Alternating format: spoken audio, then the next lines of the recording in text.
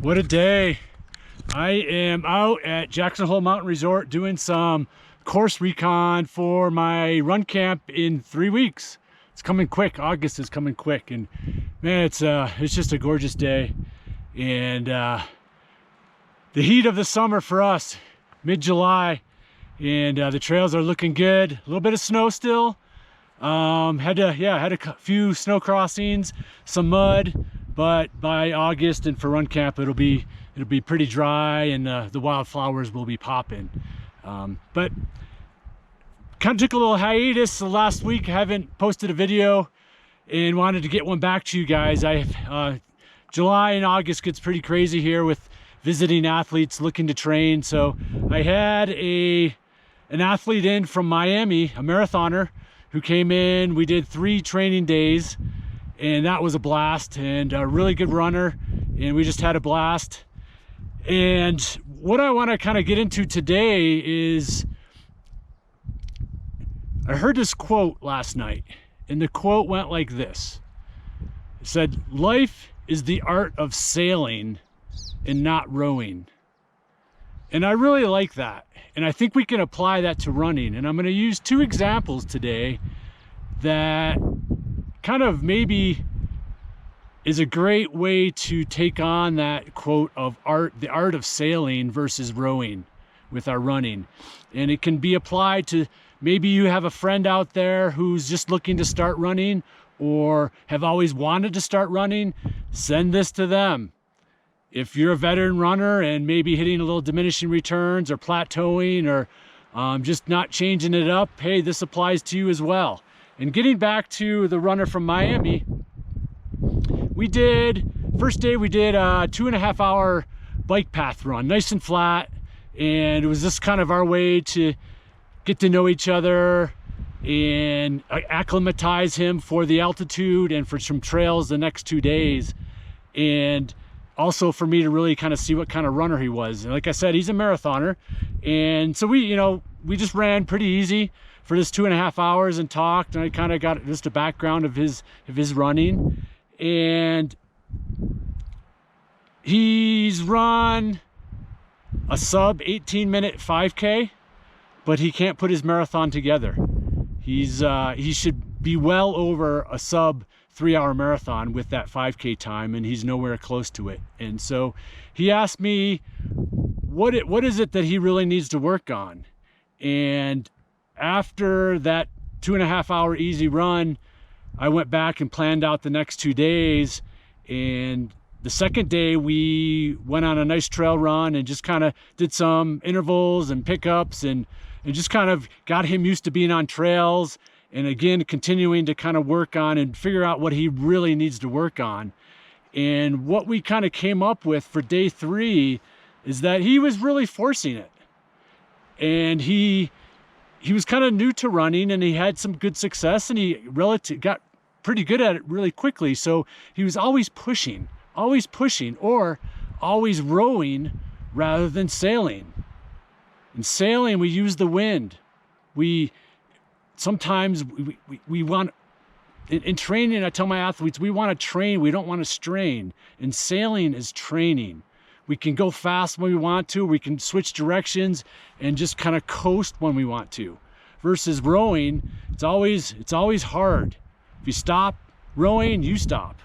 And so there's almost kind of just one speed. And that's what he was doing. He just kept forcing it and kept running harder and harder and harder. And he did this in training, and he did this in his marathon. So he's just basically burning himself out and was not progressing any longer. So I told him, I think you need patience.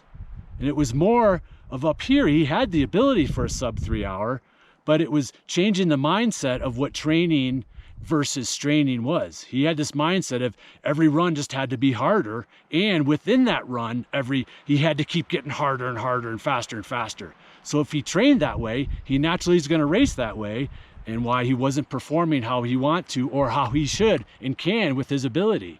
So again, this is more like rowing, where we wanted him to sail. So what did we do on day 3? There's the fly, alpine fly, better than mosquitoes.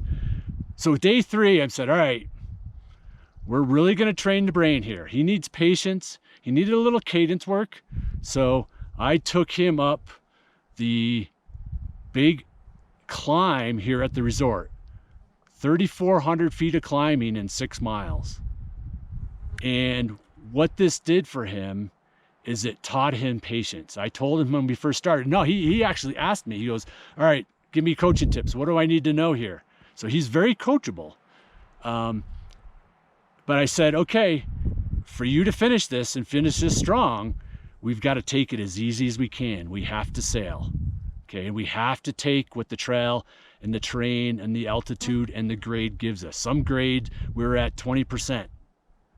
Okay, so I let him kind of take off at first, and I said, you got to back off. You can't force it.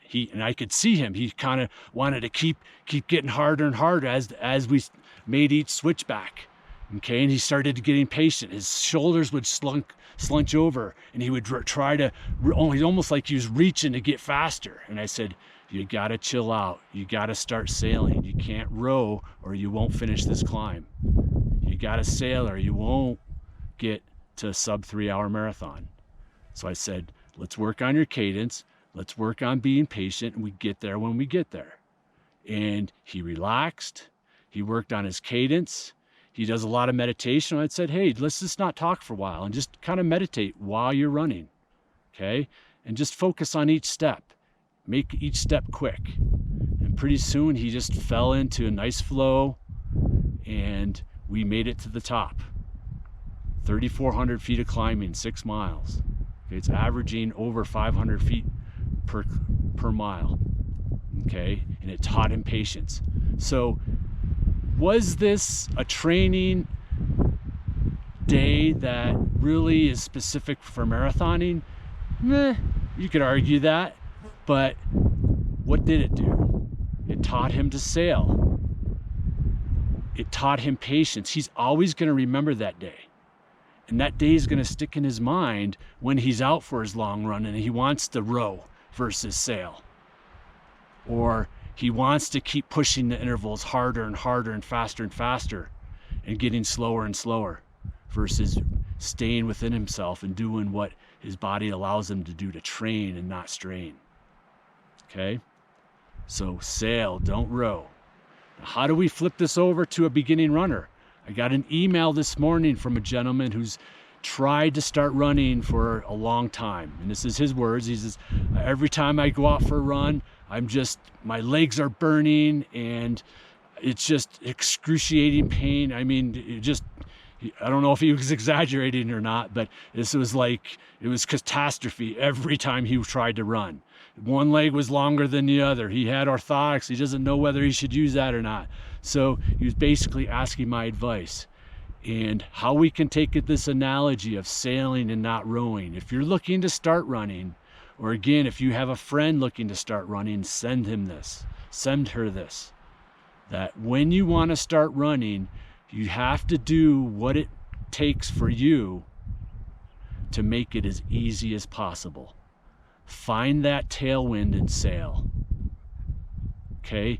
As soon as we start resisting and making it too hard, or seeing running as fitness, that it has to be a hard workout when we're first starting, it's going to be too hard. Make it as easy as you can. Run for as long as you can, as easy as you can. That might be 1 or 2 minutes, and then walk, and then start running again. Do whatever you need to do to make running as easy as possible for 10, 15 minutes at a time. Learning to sail and not row. Again, train, don't strain. The more we resist something, the harder it gets, just like in water. If we're rowing really hard, the harder we row, the harder it gets. The easier we row, the easier it gets. Okay? When you're first starting running, don't see it as a workout or a way to build fitness. See it as something that has to be easy and fun and enjoyable. And then everything else will fall into place. And we all can take this philosophy into this pandemic right now. The more we resist what's going on, the more frustrated we get, the more we hate what's going on, the more we're unhappy or depressed we get frustrated, we're not happy with our daily life.